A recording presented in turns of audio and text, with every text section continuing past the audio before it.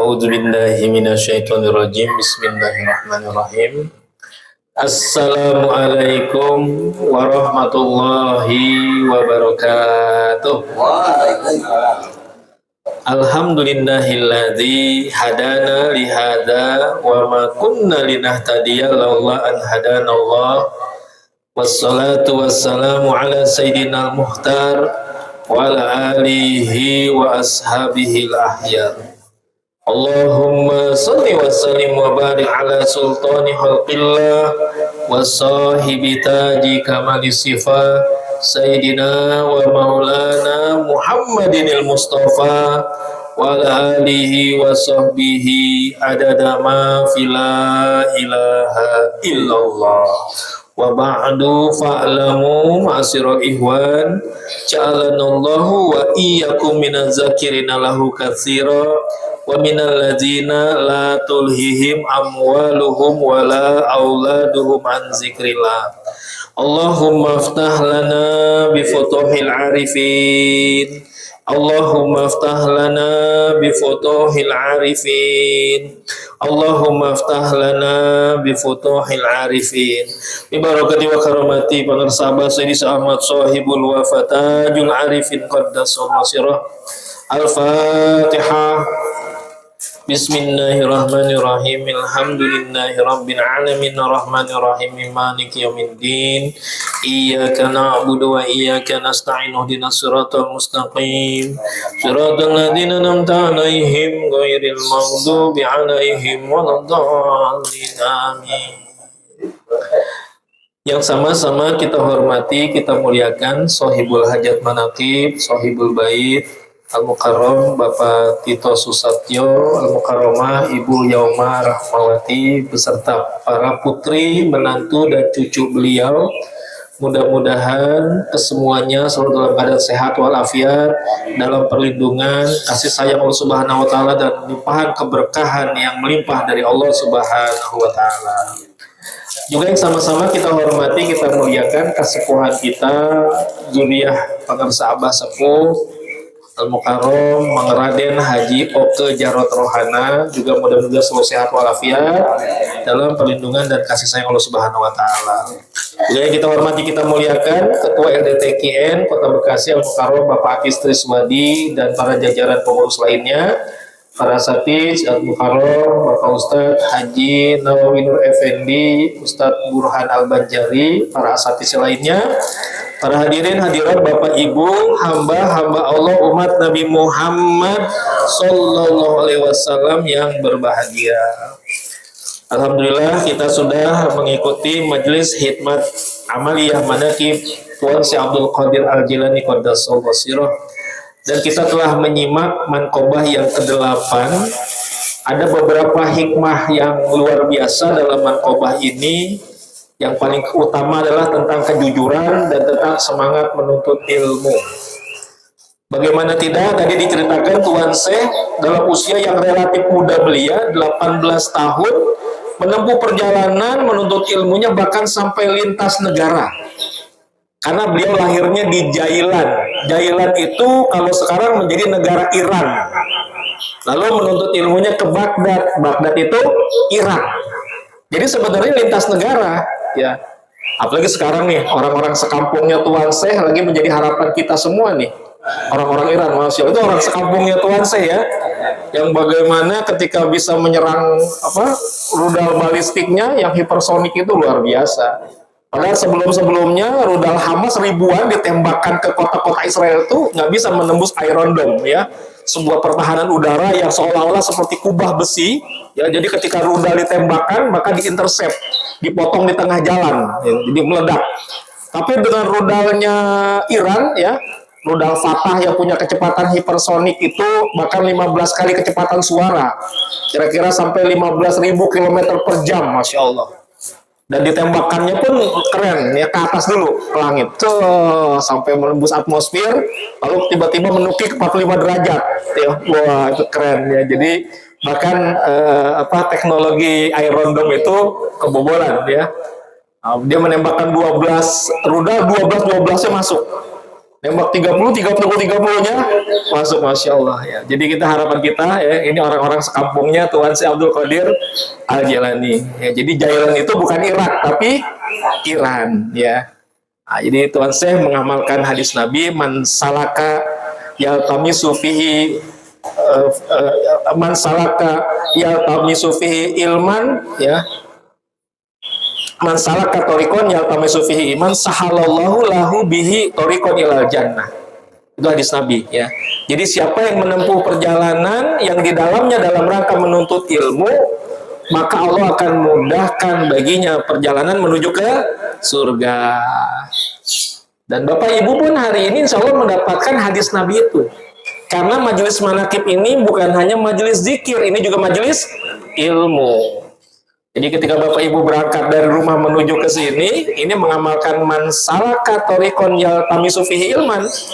Siapa yang menempuh jalan dalam rangka menuntut ilmu ya. Karena itulah dalam majelis manakib silakan menikmati hidangan yang disediakan Sohibul Bait ya, tapi usahakan tetap fokus telinganya mendengarkan apa yang disampaikan dalam khidmat ilmiah.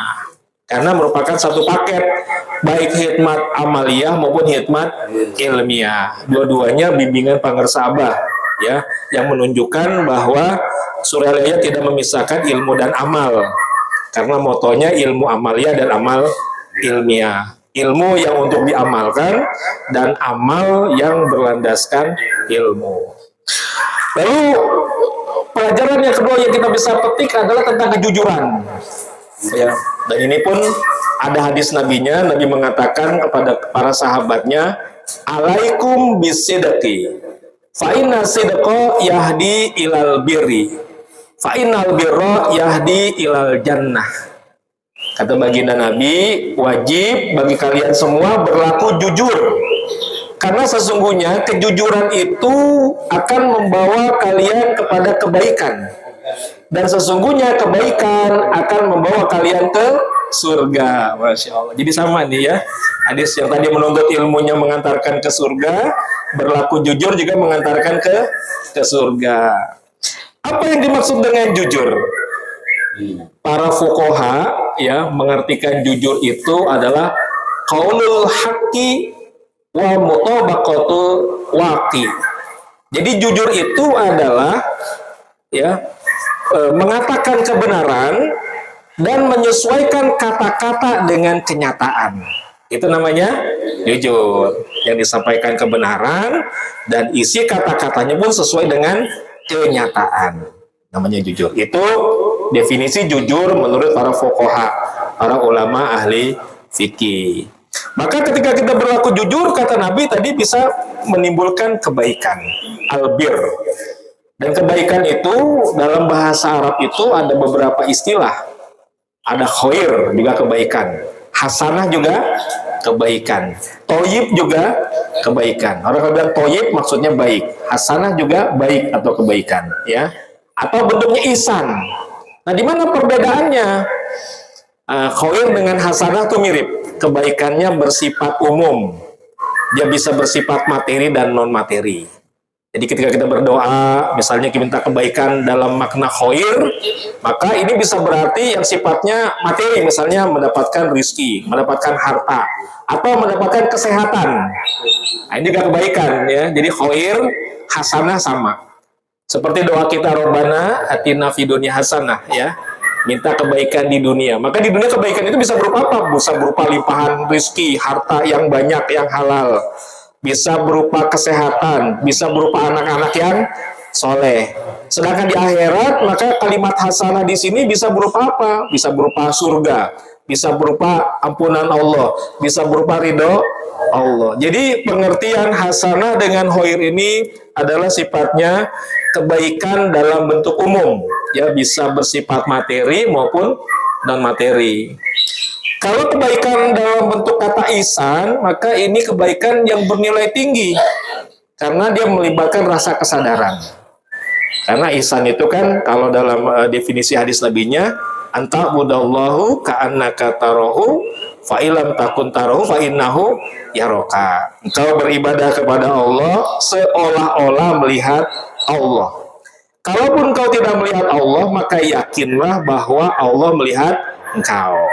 Jadi kebaikan yang didasari dengan rasa kesadaran seperti itu, ya pengalaman musyahadah dan pengalaman muraqabah, tentu akan melahirkan kebaikan yang penuh dengan keikhlasan.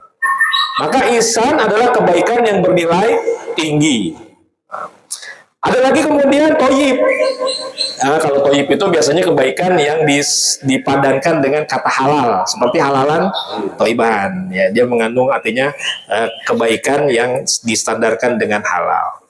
Nah, kalau yang hadis Nabi tadi yang dimaksud dengan kita berlaku jujur, maka kejujuran mengantarkan kebaikan. Dalam teks ini Nabi menggunakan kata albir. Nah, albir ini adalah kebaikan yang berhubungan dengan ketaatan kepada Allah Subhanahu wa taala. Seperti dalam surat Al-Baqarah kan, surat 107 ya, laisal birro, tidaklah dikatakan kebaikan itu menghadapkan wajahmu ke timur dan ke barat. Sesungguhnya kebaikan itu adalah engkau beriman kepada Allah, para malaikatnya, kitab-kitabnya, rasulnya, dan juga kemudian banyak sampai selesai akhir hayatnya, ayat tersebut. Artinya albir itu adalah kebaikan yang dikaitkan dengan bentuk ketaatan kepada Allah. Maka hadis Nabi tadi bahwa ketika kita berlaku jujur, maka mengantarkan kita kepada kebaikan, artinya membawa kita kepada ketaatan berikutnya kepada Allah Subhanahu wa taala. Karena itulah kemudian di antara definisi tasawuf yang disampaikan oleh Tuan Syekh, dia mengatakan ya, as-sidqu ma'al haqqi wa husnul khuluqi ma'al khalqi. Jadi bertasawuf itu artinya jujur kepada Allah al-haq dan juga berlaku berakhlak yang baik kepada sesama makhluk. Nah, itulah definisi tasawuf yang disampaikan oleh Tuhan saya, melibatkan kata jujur. Karena itulah ketika kita dalam mengamalkan thariqah ini, mengamalkan zikir ini, maka harus kita kedepankan sikap jujur, gitu ya. Jangan mengamalkan thariqah ini ya semata-mata dikejar-kejar adalah justru hal-hal yang sifatnya duniawi. Jadi benar-benar kita mengamalkan sebagaimana bimbingan pangarsa Abah, ilahi anta maksudi waridhoka matlubi atini mahabbataka wa ma'rifatak. Kalaupun memang karena suatu kondisi kita harus berkata tidak jujur, ya, berkata tidak jujur atau bahasa lainnya adalah bohong, kizib, ya. Menurut para ulama, ya, kalaupun ya kita harus berbohong itu dibolehkan, tapi hanya dalam 3 kondisi saja. Jadi bohong masih boleh dalam 3 kondisi. Kondisi apa? Kata para ulama, kondisi perang. Jadi kalau kondisi perang boleh nggak bohong? Misalnya gini, ketangkap sama musuh nih, diinterogasi sama musuh. Kamu punya pasukan berapa? Pasukan kita cuma punya 500 nih. Ngakunya jujur 500, ketahuan loh kekuatannya. Maka boleh kita ngomong, saya punya pasukan 50.000. Nah, kan ngeper tuh musuh. Waduh, banyak banget nih. Nah, begitu. Jadi dalam kondisi perang dibolehkan juga berbohong, boleh kata para ulama, ya. Dan pernah seorang sahabat Nabi yang terkenal namanya Sayyidina Amru bin As. Ketika dalam perang beliau ke Syria, ya, memerangi benteng Artabon, itu bentengnya Bizantium Romawi. Lalu ketika beliau sudah bawa pasukan yang sangat besar mengepung benteng Artabon, kemudian beliau diajak untuk perundingan oleh panglima yang ada di benteng tersebut, panglima Bizantium, panglima Romawi. Maka masuklah kemudian Amr bin As ke dalam, seorang diri, bayangkan ya, diundang oleh musuh ke bentengnya untuk perundingan, masuk ke dalam. Ternyata memang sejak awal nih panglima Romawi punya niat jahat nih. Ya, dia nanti sudah menyiapkan jebakan. Nanti kalau Amr bin As keluar pulang, maka di atas bentengnya itu akan ditaruh batu besar, maka dia akan dijatuhkan, begitu. Niatnya jahat. Maka Amr bin As kemudian berundinglah dengan panglima Romawi tersebut, panglima Bizantium. Selesai berunding, ya, dia berjalan pulang. Izin Allah ternyata dia melihat gelagat nggak baik nih. Ada hal yang dia lihat nih di atas benteng, seperti ada gerakan-gerakan mencurigakan. Wah, jangan-jangan nih ada jebakan. Dia nggak melihat batu besar, dia cuma melihat gerakan-gerakan mencurigakan. Lalu kemudian dengan cepat Amr bin As balik lagi nih kepada panglima Romawi. Tuan Panglima, Bagaimana kalau saya akan mengundang teman-teman saya sesama Panglima untuk datang ke sini, daripada saya menjelaskan sendiri apa yang tadi kita rundingkan, nanti saya salah menjelaskan, mendingan saya undang saja teman-teman Panglima, semua Panglima kaum muslimin itu datang ke sini. Kata Panglima Romoy, wah bener juga nih, kalau dijatuhin satu batu kan dia doang nih yang mati nih. Kalau nanti Panglima datang semua dibunuh di benteng, nah ini, maka kemudian Amr bin As, ya, kemudian kata Panglima ngasih kode dia kepada yang di pintu itu, jangan jatuhkan batu besar tersebut, maka dia selamat. Nah itu kan berbohong namanya, ya. Karena kemudian memang dia datang lagi, balik lagi, tapi bukan dengan hanya para Panglima, dengan seluruh pasukan. Maka direbutlah itu benteng Artabonnya Romawi. Jadi benar bahwa boleh berbohong dalam keadaan perang. Yang kedua, menurut para ulama, boleh berbohong kalau kita akan mengakurkan, mengislahkan dua orang yang bermusuhan. Kita kenal nih, dua orang nih, si A sama si B, musuhan bertahun-tahun, gak akur-akur. Nah, kita bisa tuh pakai siasat tuh. Kita bilang sama si A, si B sebenarnya pengen banget nih datang ke sini, cuma sungkan, malu gimana. Kita ngomong sama si B, sebenarnya si A juga udah nyesel gini-gini. Nah, jadi boleh tuh kita ya dalam rangka berbohong untuk mengakurkan dua orang yang bermusuhan. Nah, yang ketiga kata para ulama, ya, bahwa boleh berbohong dalam hal pujian suami kepada istri, pujian istri kepada suami, begitu. Jadi kalau suami bilang sama istrinya nih, memang mama wanita paling cantik sedunia. Padahal yang lebih cantik banyak gak? Banyak gak? Banyak banget gitu ya. Misalnya sih nanya, Pak, aku sama lu namanya cantik mana? Oh, cantik mama kemana-mana gitu ya. Kemana-mana cantiknya, bukan di situ gitu ya. Jadi dalam hal itu boleh nggak? Kata para ulama, boleh. Tapi dalam hal pujian ya, bukan dalam hal yang lain. Bukan berarti gini, berarti berbohong kepada suami atau istri untuk kebaikan boleh nggak? Boleh. Kalau bukan pujian kata para ulama, nggak boleh. Misalnya kita sengaja melakukan sesuatu, lalu kita nggak ceritakan nih kepada pasangan kita dengan dalilnya, kalau kita ceritakan jadi masalah nih, itu nggak boleh. Nggak. Jadi keterangan ini bukan hujahnya, bukan ke sana. Jadi hanya satu kondisi dalam hal pujian, kata para ulama gitu. Ini hanya dalam hal pujian. Pujian suami kepada istri, pujian istri kepada suami. Jadi bohong itu hanya boleh pada tiga kondisi itu. Kondisi perang, kondisi kita mengakurkan ya, membuat islah dua orang yang sedang bermusuhan. Maka yang ketiga adalah pujian suami kepada istri, pujian istri kepada suami. Tapi pada prinsipnya tetap kita nggak boleh berbohong, ya, nggak boleh berbohong. Karena kata Nabi, orang mukmin itu mungkin mencuri, tapi tidak mungkin berbohong. Kata Nabi begitu, ya. Kan ada kalanya juga, karena suatu hal, contoh pitung, kan yang rampok juga tuh. Merampok kan orang-orang kaya. Orang-orang kaya yang pro Belanda, diambil hartanya, maka dibagikan kepada rakyat. Nah, dalam hal ini pitung dianggap tidak melanggar orang beriman nih, ya. Karena kata Nabi, orang mukmin itu mungkin mencuri, tapi tidak mungkin berbohong, begitu. Kata Nabi. Jadi bohong itu benar-benar bukan tandanya orang yang mukmin. Maka kita benar-benar ya dalam bertarekat ini berupaya untuk menghadirkan sikap sidik, sikap jujur. Ya.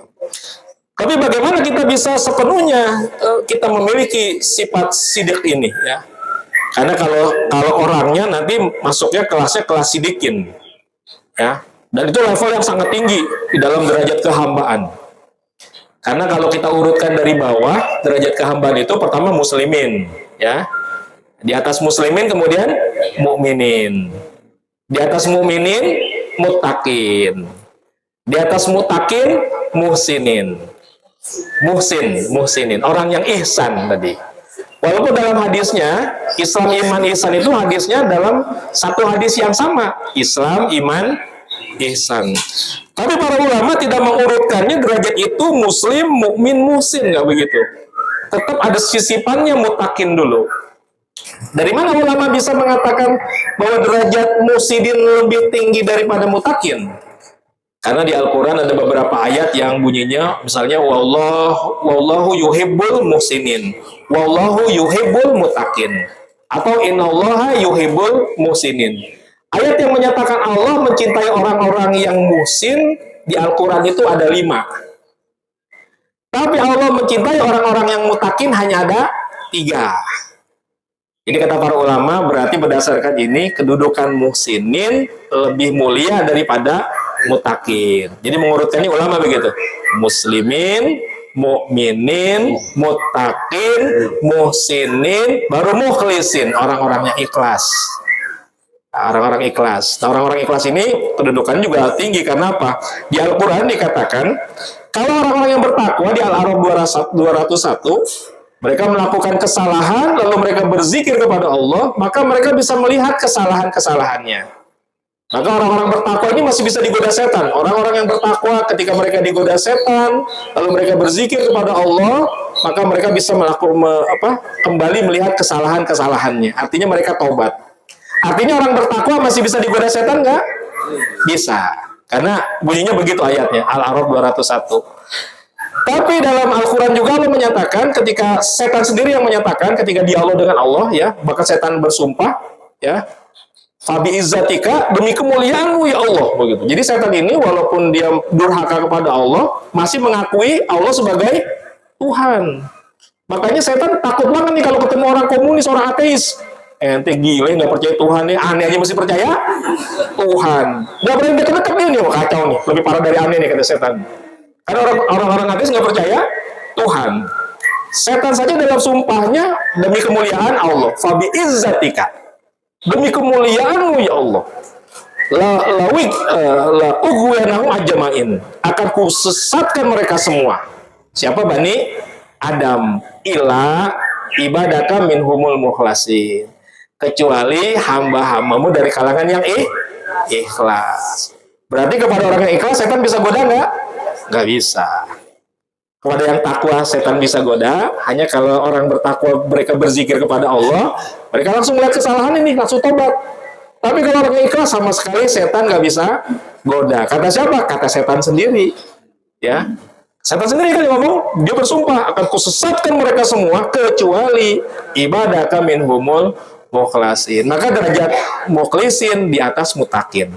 Tadi ya urutannya muslimin, mukminin, mutakin, muhsinin, mukhlisin. Nah di atasnya kemudian yang keenam adalah sidikin, orang-orang yang benar. Itu level keenam, ya. Karena level dia di bawah para nabi, ya. Minan nabiyin, wasidikin, wasyuhada, wasolihin. Bahkan di atas syuhada. Maka kelas para mursid itu sidikin, ya. Ada beberapa mubalik senior ketika maksudnya mengatakan bahwa kita bersyukur guru mursyid kita, ketika mereka mengucapkan solihin, saya bilang ini belum menyebutkan derajat guru kita pada posisi yang seharusnya. Guru kita bukan sekedar solihin, karena saya sering mendengar para mubalik senior, bahkan mubalik TKR ketika berceramah, kita bersyukur guru kita minas solihin. Apa itu bukan minas solihin, minas sidikin. Mursyid itu minas sidikin. Kedudukannya di atas syuhada, ya. Nah, syuhada dia selevel sama mukhlisin, dia selevel. Itu. Jadi para syuhada itu levelnya di level mukhlisin. Maka di mana bedanya mukhlisin dengan sidikin? Kalau orang-orang yang ikhlas itu kan ketika mereka beramal, melakukan amal, niatnya murni Allah, tujuannya adalah Allah. Sudah tidak karena yang lainnya. Jadi niatnya benar-benar karena Allah, tujuannya hanya Allah. Tapi dalam proses melakukan amalnya, terkadang masih ada kosongnya, masih ada goflahnya. Begitu, ya. Maka ketika dalam prosesnya mereka bisa menyempurnakan Allah, ya, kemudian hatinya benar-benar zikir, khofinya jalan manteng, itulah saat mereka naik kelas menjadi sidikin. Jadi kalau orang-orang ikhlas itu hanya apa? Hanya motivasi niatnya. Murni karena Allah. Sedangkan kita kan walaupun kita ada zikir hobinya, kadang masih punya motivasi yang lain. Benar nggak? Maka ibadah kita latihkan terus dengan ilahi anta maksudi waridho kamatlubi atini mahabbataka wa marifatak. Itulah level kalau kita benar-benar mengamalkan apapun niatnya kerangka itu, minimal kita sama Abah sudah diletakkan di makom mukhlisin. Dan ketika melakukannya ada dawam huduril qalbi ma'allah, dalam proses yang ma'allah, maka sebenarnya kita sudah dalam proses menuju sidikin. Masya Allah. Maka derajat puncak adalah muqarrabin. Jadi sidikin ini lawanannya, golongannya adalah golongan munafikin. Ya, sifatnya adalah sidqi. Maka kalau munafikin sifatnya adalah nifak. Kalau mukhlisin ya itu lawannya penyakitnya, ikhlas itu lawannya adalah riya. Maka kalau riyanya sudah hilang total, maka orang menjadi sempurna ikhlasnya. Maka riya dengan nifak itu berat mana? Mana lebih berat bobot penyakitnya? Nifak. Karena nifak sejajarnya dengan sidikin, lawannya sidikin. Ya, kalau riya itu lawannya dengan ikhlas tadi, ya. Maka penyakit nifak itu lebih berat daripada penyakit riya. Dan sebenarnya di surah lain sudah ada resepnya kita menjadi sidikin. Ada teks hadis yang ada di Jam Besar tuh, Masjid Nurul Asror. Suka baca nggak tuh teks hadisnya? Oh, itu terpampang itu. Ada Jam Besar di Masjid Nurul Asror. Di atasnya ada teks hadis. Minimal riwayat imam siapa? Imam siapa? Imam Tobroni. Nah, ada riwayat Tobroni, ya. Yaitu kan qala Rasulullah Shallallahu Alaihi Wasallam, bahwa Rasulullah bersabda, berkata kepada para sahabat, ta'awazubillah min khusyu'in nifaq. Berlindunglah kalian semua kepada Allah dengan khusyuknya orang munafik. Qalu wa ma khusyu'un nifaq ya Rasulullah. Apa yang dimaksud dengan khusyuknya orang munafik ya Rasulullah? Maka qala Rasul menjawab, ya, khusyu'ul badani nifakul qalbi. Khusyuk badannya tapi hatinya nifak. Kelihatannya kalau lagi ibadah khusyuk banget gitu. Ya kelihatannya badannya khusyuk nih. Ya, ternyata hatinya goflah, hatinya hampa, hatinya jahat, hatinya buruk dan sebagainya. Itulah khusyuknya orang munafik. Kemudian man aksaru zikrullah faqad bari'a minan nifaq. Siapa yang memperbanyak zikir, maka dia sudah membebaskan dirinya dari sifat kemunafikan. Jadi ternyata membebaskan diri dari sifat kemunafikan itu caranya dengan memperbanyak zikir. Itu yang terpampang tuh hadis Nabi yang di Masjid Nurul Asror. Ya. Tapi zikirnya bukan asal zikir. Zikir yang harus ada metodenya seperti zikir kita, ya. Karena yang namanya nifak itu kan adalah lain di mulut, lain di hati, lain di luar, lain di dalam, lain zohirnya, lain batinnya. Luarnya, mulutnya, ya, zohirnya kelihatannya manis, kelihatannya bagus. Tapi hatinya, ya, batinnya, dalamnya itu buruk, dalamnya rusak. Nah, itu namanya nifak. Jadi luarnya bagus, dalamnya jelek, ya. Luarnya kelihatannya Islam, tapi dalamnya kufur. Itu namanya nifak. Maka mensinkronkannya nggak bisa hanya dengan zikir yang misalnya memperbanyak zikir secara lisan saja, atau memperbanyak zikir dalam bentuk ingatan saja, nggak bisa. Harus dua-duanya. Makanya zikirnya harus metode zikir TKN. Ada zikir jahri, zikir khafi. Ya, karena penyakit nifak itu tidak sinkronnya mulut dan hati, tidak sinkronnya luar dan dalam, tidak sinkronnya zohir dan batin, maka cara menyembuhkannya harus disinkronkan itu mulut dan hati. Mulutnya zikir, hatinya zikir. Mulutnya zikir jahri, hatinya zikir khafi. Nggak bisa dengan cara lain. Makanya kalau orang mengamalkan hanya dengan metode yang mengamalkan zikir secara lisan saja, walaupun zikirnya sampai jutaan, sampai puluhan juta sekalipun, yang dengan sebab zikir itu dia ada holikul adahnya, udah tampak ajaib-ajaibnya, ya, bisa jalan di atas air misalnya. Terus saya kalau di Roboya tiap tahun jalan di atas air, banjir gitu. Walaupun dengan sebab zikirnya sudah tampak keajaibannya, tetap nifaknya nggak bisa hilang. Atau yang zikirnya yang dalam hati saja, sedalam apapun penghayatan zikirnya, tetap nifaknya nggak bisa hilang. Maka bersyukurlah kita, ya. Makanya siapapun yang datang ke Suralaya oleh apa, ya, mau yang datangnya ulama, tetap aja dikasihnya 2 zikir. Yang datang kepada ke Suralaya itu adalah orang-orang yang bodoh, yang tidak berpengetahuan, tidak tetap dikasihnya 2 zikir jahar, zikir khafi. Jadi semua sama. Kenapa? Karena hanya dengan cara inilah bisa sembuh dari penyakit nifak. Kalau nifaknya sembuh, mudah-mudahan penyakit yang lainnya, karena nifaknya yang paling kelas berat. Nifaknya sembuh, mudah-mudahan nanti rianya juga sembuh, ujub sombongnya juga sembuh, iri dengkinya juga sembuh. Karena penyakit tadi itu banyak, Bu, ya. Padahal satu saja nggak kita obati, nggak kita sembuhkan, itu jadi penghalang kita masuk surganya Allah. Bahkan nggak perlu besar, karena kata Nabi, la yadkhulul jannata man kana fi qalbihi misqalu dzarratin min kibrin. Tidak akan masuk surga orang yang di dalam hatinya ada kesombongan walaupun hanya sebesar zarah. Zarah itu kan kecil banget. Kalau dalam kitab-kitab lama nyebutnya biji sawi. Tapi yang orang sekarang nyebutnya atom. Itu lebih kecil lagi. Karena biji sawi dibelah-belah dia jadi molekul. Molekul dibelah-belah lagi menjadi atom. Nah, itu. Nah, kesombongan dalam kadar yang kecil saja, apa itu kesombongan? Batorul haq wa gomtunas. Ya. Menolak kebenaran dan meremehkan manusia.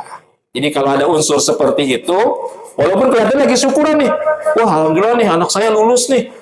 Lulus perguruan tinggi misalnya gitu ya. Maka sengaja deh anak saya sekolahkan di sekolah bagus, gak kayak anak-anak sini. Sekolahnya sekolah aja lah. Itu kan berarti satu sisi bersyukur tapi meremehkan orang lain. Nah, itu ada kesombongan di situ. Makanya jangan jajan ada sebuah makalah kata jangan jajan itu layakun, jangan sampai ya syukruka, rasa syukurmu itu sababan litakaburin. Jangan sampai rasa syukurmu itu menyebabkan menjadi sombong, ya. Lalu layakun tawadu'uka sababan likufri nikmati. Jangan sampai juga tawadu'mu itu menyebabkan kamu jadi kufur nikmat. Jadi hati-hati. Kadang syukur bisa kepleset jadi sombong, kadang tawadu kepleset jadi kufur nikmat. Apa contohnya? Contohnya gini. Suka ada nih orang nih, dia mengajak temennya ke rumahnya, berbahasa basinya gini, yuk mampir ke gubuk saya. Padahal rumahnya 2 lantai besar. Kesannya tawadu nih, tapi hati-hati, ucapan begitu tadi kufur nikmat. Apa adanya, yuk mampir ke rumah saya. Atau ngajak temen nih naik mobilnya padahal BMW, mobilnya Mercedes, yuk naik gerobak saya. Hati-hati. Pernah nggak dengar orang berbahasa basi begini? Ada. Makanya itu makalahnya begitu. Hati-hati, jangan sampai tawadumu ya menyebabkanmu menjadi kufur nikmat. Hati-hati, jangan sampai syukurmu menyebabkan menjadi sombong. Hati-hati, gitu. Jadi walaupun syukur keplesetnya ke sombong, kalau tawadu ke maka jadilah orang yang apa adanya. Tadi yang jujur, ucapan itu selaras dengan kenyataan. Kalau memang yang rumah ya rumahnya jangan disebut gubuk. Kalau mobil ya mobil jangan disebut gerobak, kan gitu. Kan jujur begitu, ya. Mengucapkan kebenaran dan menyesuaikan kata-kata sesuai dengan kenyataan. Nah, jadi mudah-mudahan nih, ya, biar ada waktu kata beliau makan sebelum zuhur, ya. Yang penting walaupun sedikit ada manfaatnya, ya, bahwa mankobah yang tadi kita simak ini mudah-mudahan ada pelajarannya begitu, ya. Membuat kita bersemangat menuntut ilmu. Karena dengan hadir ke majelis manakib ini majelis ilmu, sama juga ya Bapak Ibu sedang mempersiapkan jalan yang mudah menuju surga. Yang kedua, selalulah kita berusaha bahwa mengamalkan zikir ini paling tidak ada perbaikan karakter, ya, mengantarkan kita sedikit demi sedikit ya menaiklah derajat kita dari muslimin, mukminin, mutakin, musinin, mukhlisin, sidikin, syukur-syukur sampai muqarrabin. Itu derajat puncak. Mudah-mudahan dengan bimbingan guru kita Pangersa insya ini saja ya kajian pada kesempatan siang hari ini. Mudah-mudahan ada manfaatnya. Terima kasih atas segala perhatiannya. Mohon maaf atas segala kekurangannya. Wallahualam tawakkalna walillahil masir. Wassalamualaikum warahmatullahi wabarakatuh.